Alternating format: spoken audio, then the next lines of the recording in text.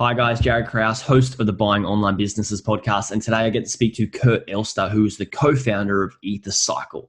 And they've helped Shopify site owners scale their online businesses where they typically help them gain an average increase in sales by 118% and also increase their conversions by 68% on average.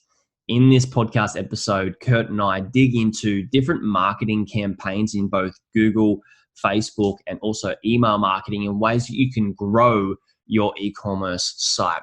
We also talk about the psychology of marketing. We also talk about the low-hanging fruit and what you can do to your site when you first take ownership of it, and so many more things in how to scale your online business. So if you're looking to buy an e-commerce site and scale it and get great results from it, make sure you don't miss out on this episode because there's so many little gold nuggets that Kurt puts out there that you don't want to miss.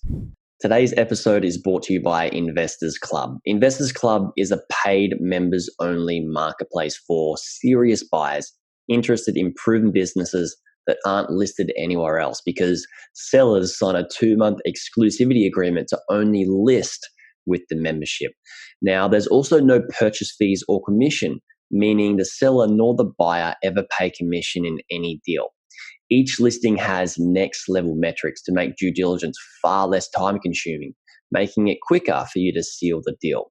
With a membership, you have access to a no fee escrow service, and they have great Q&A support available for both buyers and sellers. I'm a member myself, and a lot of thought and effort has gone into this service. However, there are a limited amount of seats available for this membership, so go and check them out at their URL, which is investors.club. That's investors.club.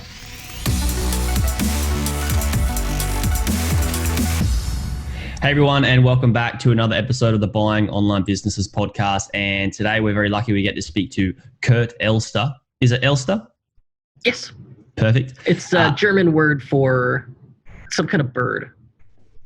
Okay. It really is. And Elster in Germany is a bird, but I don't remember if it was like a magpie or a sparrow or whatever the hell. Hopefully it's a cool bird, right? I hope, yeah. It's not just like, the North American garbage bird. It's called an Elster. The bin chicken from Germany. My last name is Krause, which is also German. Funny story around that is that when I went to Germany, I always pronounced my name Krause, and somebody corrected me in front of my friends how it was actually pronounced, and it's Krause. And now my nickname is Krausen or Krauser with my close friends, which I don't particularly like, but that's what came of it, right? You can't always choose your nicknames. So yeah, thanks for coming on, Kurt. I want to talk about Shopify today with you. A lot of clients of mine have bought Shopify stores. A lot of people listening are looking to buy e-commerce sites and Shopify stores and scaling them. So you started off in e-commerce and then just niche down straight into Shopify stores. Like, why did you decide to niche even further down? Well, I think there's a big advantage in having a niche. It makes positioning easier. It keeps you top of mind. I had a friend who hired a business consultant years ago. A famous guy, like New York Times bestseller type, calls the guy up for the first call. Business call, says, "Tell me what you do." And my friend starts explaining to him. And he cuts him off. He says, "That takes too long. Call me back when you can explain it in 10 seconds or less." Click. And his point was that if you can't concisely explain what you do because you are doing so much and you've cast such a wide net, no one is going to be able to remember what it is you do. So being able to say, "I'm the Shopify guy." When I did that, I had maybe 500 people on my email list. Within 8 weeks of starting to do that, I started getting referrals from people I didn't know to people I didn't know, because they said, "Oh, well, we know you're good with Shopify." That had never happened to me. And I had been consulting for probably 4 or 5 years at that point. So there is a big advantage to having that laser focus. You know exactly what you're going to work on. It guides everything you're marketing. It becomes the cornerstone of your positioning and your business. But it also keeps you top of mind for everybody else, and then that enables word of mouth. So I think regardless of whether you're in a consulting position like me or building a e-commerce brand or taking one over, the tighter, the more focus that you could get that positioning statement, the better. Yeah. And you just do become more skilled in that area as a byproduct of just focusing on that because you're in it for so long. And it does become easier to scale because it's easier to just know your stuff because of your focus, right? Absolutely. I've noticed that in my businesses, just buying online businesses is when I started to really niche down and make sure I'm like, all right, I'm mainly going to focus on helping people buy businesses, not just doing what every single other person is doing, is helping people scale on their online business in so many different ways. If I start with the buying and then scaling, it makes it so much easier because then I only have to focus on helping those people that are in the market to buy a site, not start one and all that sort of stuff. So let's talk about the Shopify. What are some of the, you see a lot of Shopify stores. What are most Shopify stores doing wrong? Like, what are their low-hanging fruit type things that you see like, all right, we need to just nip this up, do this, tidy this up, and get that happening? Oh my gosh. So there's always a few, but my current pet peeve, and this is probably going on for a year now, is in general, people not paying nearly enough attention as they should to their menu structure. If I can't find anything on your site because it's not immediately obvious, guess what? I'm going to click the back button. The biggest competitor you have is that darn back button, because if you as the site owner can no longer see the forest through the trees, like within a day of building a site, weird issues, you just got used to them. But it isn't the case for everybody else. Every new visitor is experiencing these weird issues for the first time. So, okay, think about your own main menu. Is the first link on it home? If so, you're doing it wrong. Because at this point, everybody knows that logo, well, I could click the logo, go back to home, or I could click the back button. Or really, like, what's going on the homepage that we want to make that the very first thing in the main menu. So get rid of that home link. The other thing I see people do is then they'll have the second link after home will be shop. Just 4 letters shop, and it's a drop down, and they jam everything into that. And then every link after that has nothing to do with shopping. It's like about, FAQ, return policy, contact, blah. Go on any big box retailer store, Walmart, Target, Amazon, whatever it is. They will have multiple menus, but that main menu will 100%, I will bet my money on it, be exclusively devoted to shopping, to having those catalogs. They're not just hiding everything down. The most important part is getting people to browse and shop, and they're not hiding it all between a single tiny drop-down link.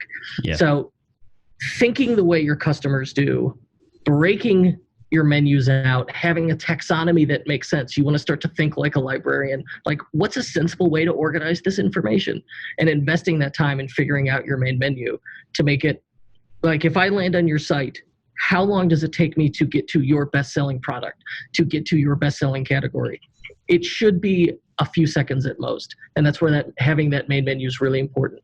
And you can't count on people to just like start digging through your menu and go on a journey of self-discovery with your website. That's not going to happen. So when I could break, and when I could break all that stuff out, I could also see it at a glance then. So that there's the benefit to that as well. So yeah, that main menu is, oh my gosh, put more effort into it than you think you should. Yeah, so it's definitely a pet hate. And I think maybe 2 weeks ago, I went on and took off some things in my main menu as well. I don't know if I heard it somewhere else or I just got reminded. But it's not, when I see and go to websites, it's just like so many things.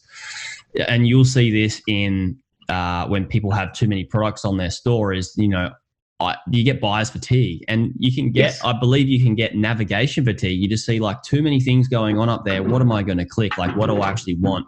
Hey, now I've forgotten what my problem is. I don't know how to solve it. Things down the bottom. Choice paralysis. Yeah, exactly. The things down the bottom can be even the contact, the contact page can be on the bottom menu. And I think that's really important for people to understand as well. So with the Shopify stores, like mostly e-commerce, people are looking at getting some quick wins on the board. And that doesn't necessarily happen just with SEO straight off the bat, right? That's more of a longer term strategy. We see people jumping into the PPC, and they can be Google Ads, Facebook, and many different platforms.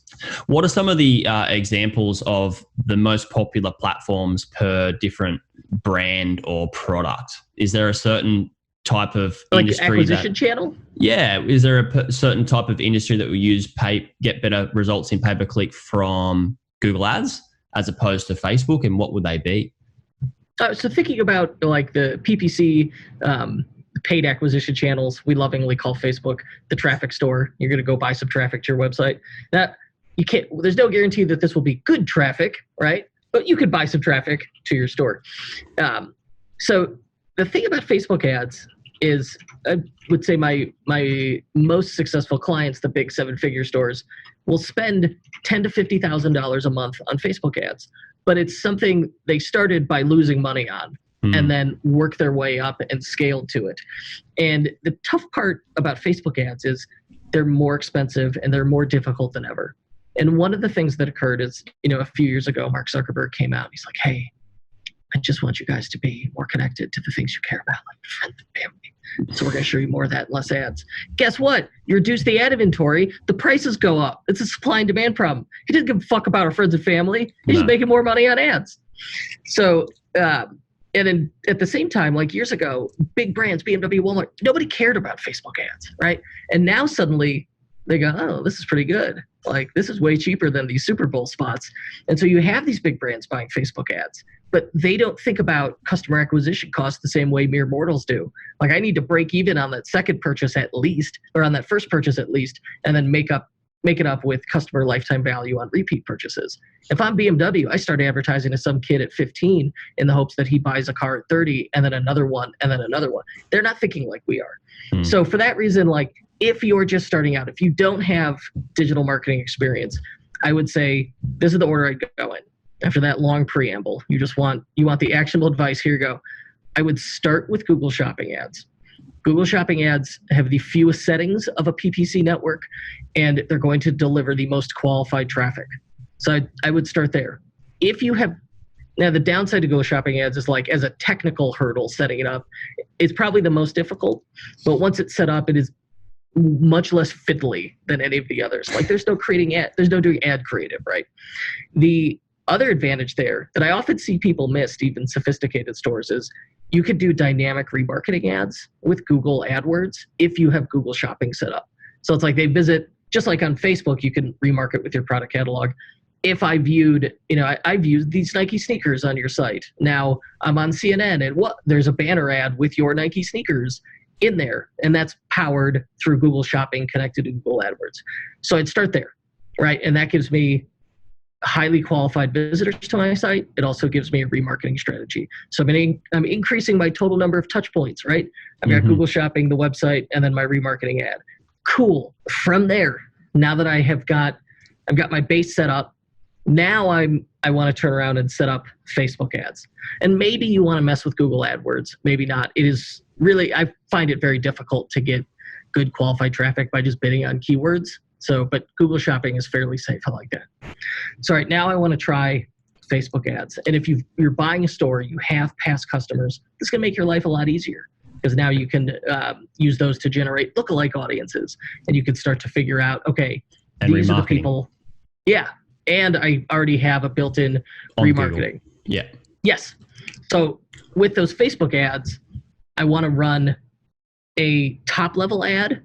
And ideally, I want it to be video, but try different formats and dial in that audience, that creative, that offer. But start with this. Try this. Try making a slide. It doesn't have to be a fancy video. Try making a slideshow that's like, here are the top 5 benefits to my product, or maybe even the top 3, and run that to your lookalike audience of your past buyers on Facebook. Then maybe you get lucky. They click through to your site. All right, they click through to your site. They probably won't buy.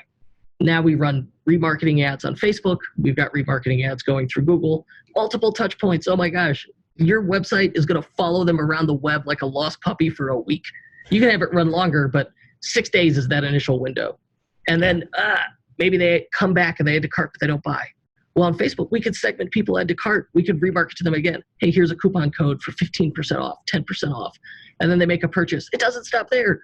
We could remarket to recent purchasers and be like, hey, you want to buy, like, congrats on your purchase. You want to make a second purchase? Here's 10% off for your second purchase.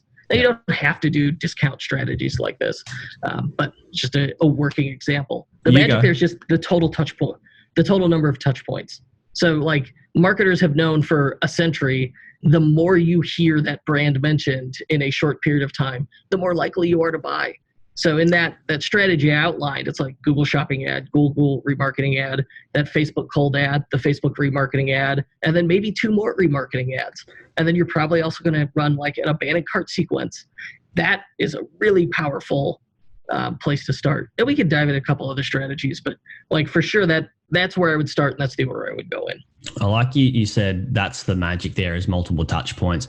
And I think I really want to press on that for the listeners is because what you're doing is you need to gain trust. And trust isn't just an instant thing in a click, especially in the online space. It takes time and you need to earn trust. So earning trust over time is very, very important. So it's not just, hey, click here and you see my brand and you see my product and yada, yada, yada in 5 to 10 different spots. What's happening is not that it's just in front of you, but the psychology behind that is they're actually building more trust around your product, around your store, and wanting to purchase through you. And we see that with different, we call it content marketing for content sites and all that sort of stuff. I wanted to ask about that sort of funnel. So that's a not, I wouldn't say a basic pay-per-click funnel because you've got Google, you've got Facebook, you've got abandoned cart, whereas, and then you've got remarketing with upsells and downsells and maybe coupon codes to purchase more. So your point is heard. You're right. Like that's a good one. That it's going to put you above, head and shoulders above a lot of people, but by no means are you now at like super sophisticated marketer level. You're actually you're intermediate if you have set up a funnel like I described. Yeah. And so what else is involved in, a funnel? Like we see content marketing where people put like a video and remarket from each video to one another. And then finally, hey, here's an amazing offer, 2 good reviews, check it out. Is that something, a strategy that you guys use with, e-commerce sites at all? Or is it a bit different? The sophisticated folks will do what you described. And it's like you create a custom audience that goes, all right, this is 7 days, this one is 6 days, this one is 5 days, 4. And then, so for the 7-day one, you go, all right, retarget the 7-day people and exclude the 6-day audience. So now you could then stack so they get like a series of ads like you described. I love this. And again, it's about increasing those total number of touch points and building trust. One note on trust in an e-commerce site. Think about this. If I go in a brick and mortar store, I know leases were signed, business licenses were acquired. This place, it would be difficult for them to disappear overnight. They have a real address. It's a real place. There's inherent trust there. If I make a purchase from Amazon, maybe my product sucks, but I know it's going to get delivered. I've got that convenience and trust with Amazon. If I visit random dude Shopify store who I've never heard of, I really have no frame of reference if that is trustworthy or not. And more, we're seeing these like fly-by-night scam e-commerce stores pop up on Instagram that have those trust indicators of like a lot of comments and a lot of reviews, and they're just scams. So you have to prove that you're not one of those people. That's their default, is not to trust you. Like buying, everybody realizes that anybody could spin up an e-commerce store in, a week's time, a day's time, however long, for not a ton of money. It is the equivalent of a guy, like I'm at the mall and a guy in the parking lot pops his trunk and says, hey, I got a trunk full of t-shirts. Can I get your credit card number? Oh my God. No, that's really how you get seen. That's how people view you. So you need to overcome that with a lot of trust indicators. All right. So let's assume our site looks trustworthy. We'll talk about that later. But that's why this is so tough. Even if you've got a really compelling product, brand offering, laser targeting, and that repetition, those touch points help build that trust and that experience. All right. I'll tell you right now, to your point about like a video remarketing series as a Facebook ad, the reason the most successful stores I've seen with the most successful content funnels rely on a similar strategy where, like a good example I learned from my friend Ezra Firestone, who has Boom by Cindy Joseph. They sell makeup, anti-aging cream stuff, and it's targeted at women like, I think It's like 50 and above. So they've got their market dialed in. So they'll send you to a site, they'll run an ad for an article on their site, just like, hey, here's a buyer's guide, here's whatever about this topic, the guide to whatever that's relevant to your audience. But they don't try to sell them on the product in there. Like they try to get people to opt to do an email, but they're not actually selling them in the article. It's just purely info, it's educational, it's a blog post, it's an article, whatever. And then the people who view that article, they remarket to them with an offer for the product. So having that all right, let's lead with education. Let's sell through education. Call it education. Then remarket to them with the sales offer. That is a tried and true method. That worked 20 years ago. It worked 10 years ago. It works today. But it relies on all right, you understand your customers' behavior. You know why. You've surveyed them. You've talked to them. You know why they buy. You know how they view themselves, and you know what they get out of the product. So then you're able to address that in a compelling way without selling in some kind of article or video or resource. And then once they're aware of and they understand you, and you've built that trust by not asking for them, asking anything from them initially, straight away. All right, here's the product.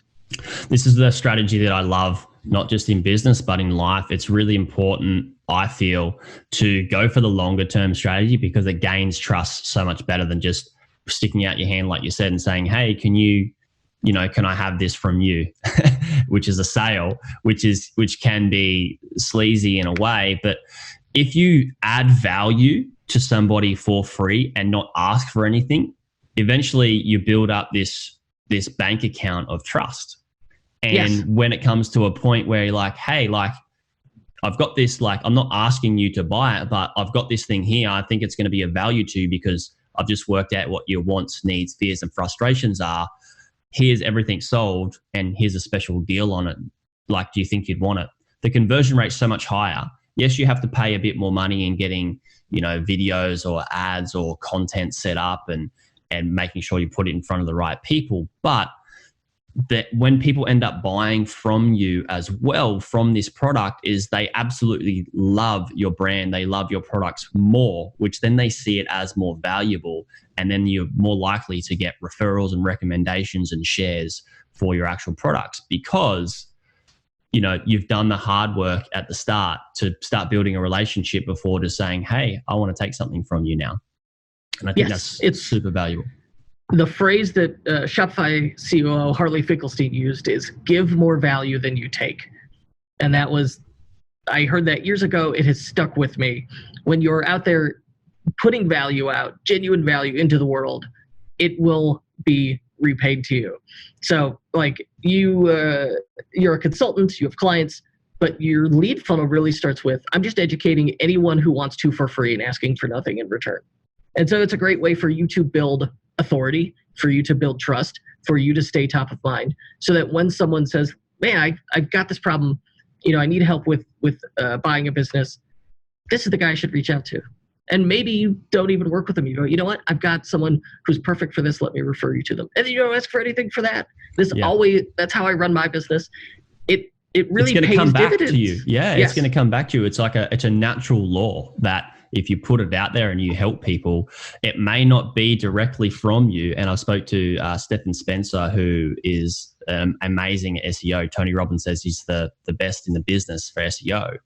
And he's in the same boat as us. And many people are, that you just put it out there and it is going to come back, even if it's not directly to you. And that's what you're doing with your podcast. I do with my podcast and content. And the coolest thing about it is I absolutely love what I do. And if you hear Kurt speak as well, loves what he does, lives and breathes it. So it's why not actually enjoy the content you're putting out there? And it doesn't need to be a podcast. It could be a really good article. It could be, anything. It could be a video, and then enjoy that process because you enjoy your products. Is you see that as a thing for people that are looking to build Shopify stores or buy them, being just talk about the passion that people should or shouldn't have attached to their sites, because I see this as it can be a good thing, but it could also be a detriment at some stage in the business, especially if it's struggling. So what's your concerns on that? Because initially, I'll give you a backstory, is I started a Shopify store a long time ago, and it wasn't like I liked the products, but I didn't love them. I loved traveling at the time.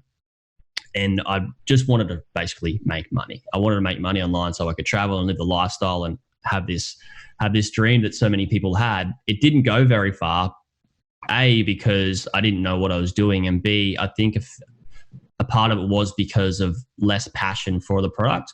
And if I had more passion for the product, would I have, burnt more money and ran this thing into the ground even further? So there's two different thoughts on it. I'd love to hear your thought on the passion involved with running an e-com site. So I think certainly if you're real, just brutal cutthroat, and you could say, I'm just in it to build a successful business, period. Well, still, that's probably your passion, is the business building aspect. I think those people can get away with, I'm going to build something that I'm completely indifferent to. I had a conference, I once talked to in his makeup products.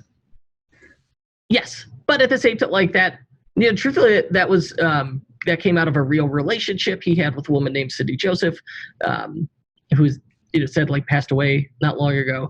And that hit him hard. And he really, generally, he could relate to it and felt for it, and felt good about it. But you're right. Ezra personally is not wearing women's makeup. And so his passion is around the marketing and then sharing that and working in public. So I think it's a majority of the people I work with follow a similar path. They had some pain or problem in their life. They looked at the existing solutions, said, these aren't great. And then they asked themselves, why not me? Can I do this better? And then they came up with an idea. And maybe they was just for themselves. Maybe they shopped it to friends and family, and then eventually it ended up online. But that seems to be the path that a majority of the people I talk to for my podcast, the successful entrepreneurs, and many of my clients have taken. So I think there's certainly a common journey here. And from there, having that passion around that product shortcuts things. I think it makes it easier because, number one, you already know it. Maybe it comes out of some hobby or interest or passion you already had. So you're familiar with it. Yeah. That's going to make it easy to write about, to talk about, to be about, to live with day to day. So I think there is an inherent advantage in being passionate about it. I think for content marketing, the solution is on a Venn diagram, you got to find the overlap between what you're passionate about, the medium that you like. I used to bang my head against the wall trying to write blog posts. I finally accepted that I don't love it. I'm not going to do it. But podcasts I liked, and video production I discovered not long ago. I love. And I love talking about entrepreneurship and e-commerce and marketing. And these are the things my audience wants. And they like podcasts and they like video. So, okay, there's the overlap. There's the Venn diagram. I don't have to bang my head against the wall with blog posts. I found a format and a topic that works. And then you kind of revise and reiterate over time. The downside, I think the danger with it, not necessarily the downside, but the danger is you could find yourself in a situation where you love it, it blinds you, and therefore you continue with some idea that's not really profitable. And you're not pivoting in a way that you should because you feel too strongly you're biased in favor of some aspect of the business. I don't know that that's a real fear. I don't know that I've particularly encountered it in practice with clients. And I know I have been willing to pivot. But I think it's also important to know what you don't like and just, avoid that as well. Yeah. I think a good thing that I like to teach a lot of people that I do teach how to buy sites is to not be too emotionally attached. Absolutely love it. But if it comes a time where you need to cut ties because it's either costing you money or it's not something that is the right thing morally or ethically, and it's going to put you in a bad spot, then you need to be able to cut ties and be non-emotional about it at some stages, which can be hard when it is a passion project, although people can do it. I know that I can do it myself. It's having that, we call it emotional intelligence, and you can go read books on this and all that sort of stuff. But yeah, I like to hear everybody's dynamic on what's important, especially when you're running a store. And I think having a passion is definitely something you should start out with. And I suggest for people that are looking to buy a website, the people listening to this, is a lot of people say, I don't know what I'm passionate about, or I don't know what product I could be passionate about. Start to see the business model and see which business model suits them. And it may be drop shipping, it may be a self-product distribution site, it may even be a content site or something completely different to what you do. But if it feels right, and then you can start to look at those business models and then buy a site that has a product that you may start to be interested or could be interested in, it's going to be a double win, and it's a good starting place. Kurt, I want to ask about what you would suggest somebody who's just bought a Shopify store, they don't have a whole lot of marketing experience, and they want to go, all right, I want to scale this thing up and either hold on to it for good revenue long term, or I want to flip it. Where would you suggest them starting out? I think the magic and the value is in your email list. So if the store already has a big email list, great. Let's double down on marketing automation and newsletters and email communication. Acquiring customers is very expensive and very difficult, like we talked about earlier. The customers you have, if you can keep selling to them, you can really thrill them, then they are going to be your best advocates. They will turn into brand evangelists. If you have an email funnel that you know works really well, it is not too tough to grow that list by doing regular giveaways. And this is also like a great key. You can use your email stats as key performance indicators of the health of the business. You could point to it over time and go, hey, when we bought it, they were making, X dollar per subscriber. And now it's, we've doubled that, and we've doubled the size of the list. Oh my gosh. Wow. That really speaks to a growing and thriving business. So I would focus on that email list. And at the same time, I'd also try, if that works, you could try to build a community around it too. So if you could turn your brand into, a lifestyle brand or something where you have raving fans that are willing to engage with you in a community, you've got those like VIPs. Oh my gosh, that becomes a tremendous resource. That's where I would start. Now, maybe your skill set isn't there. Maybe that doesn't work for your audience. Okay, then you can focus on being very creative with these big funnels on PPC. Yeah. I like the idea of the community, because if you're passionate about the project, is you can keep adding a lot of value into the community and people can get really excited about it. And it can be nothing to do with your business except just the industry. And then eventually the amount of engagement and comments and sharing that can happen when it comes time to that you may have a product or a service that group may like, is you can just slowly seed it in there and say, hey, people, wanted this. So we either brought it to the table or we always had this. You can check it out. If you like it, great. If you don't, that's okay. But because that community is going to be so engaged and into that industry, more than likely, they're going to really love your product as well. So, yes. Yeah. Awesome. I just want to say thank you so much for jumping on, Kurt. Where can people find out more about you and what you're doing? Oh my gosh. Google me. Head to kurtelster.com. Sign up for my newsletter there. And if you reply to any of those emails, that's my real email address. So if you send me a thoughtful question, I will send you a thoughtful answer in reply to that. Or I'm pretty active on Twitter @KurtInc. KURTINC. Awesome. We'll put all those links in the show notes. Everybody that is listening, thank you for listening. I want to say, can you please go away and leave a review to let me know what you liked about this episode and what you actually like about the podcast? The reason being is because I love feedback and I want to make sure I bring more amazing guests and topics to the show like Kurt, so we can keep learning and growing together. Thanks, guys. Bye.